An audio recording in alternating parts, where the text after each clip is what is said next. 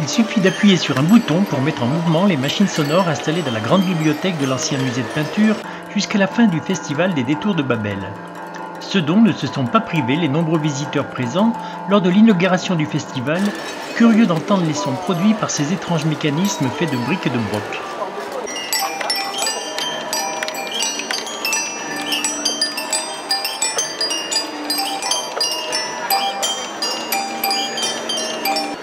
Ces drôles et hétéroclites instruments de musique mécanique sont les fruits de l'assemblage de divers objets de récupération, seule condition qu'ils soient susceptibles de produire un son après être reliés, pour être mus, à des moteurs ou à des excitateurs eux aussi bricolés.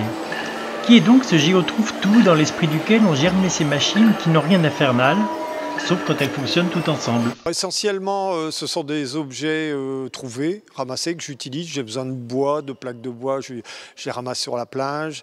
Alors, évidemment, au début, il y a très longtemps, et j'avais envie de faire beaucoup d'expériences sonores. Et je ne pouvais pas acheter les matériaux, donc j'ai pris l'option tout de suite de récupérer, de faire avec des objets trouvés. Voilà. Et donc j'ai continué dans ce truc-là, puisqu'il faut toujours réduire les coûts. C'est une manie obsessionnelle de cette société, donc voilà, je fais comme ça.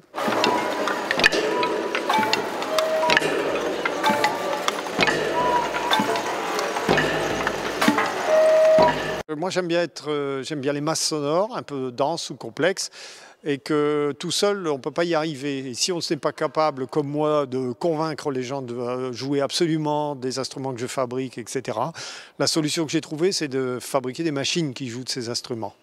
Voilà, donc en 84, j'ai remis en route la musique mécanique, enfin pas moi tout seul, mais je fais partie de ce petit mouvement des gens qui ont recommencé à faire des machines mécaniques sonores.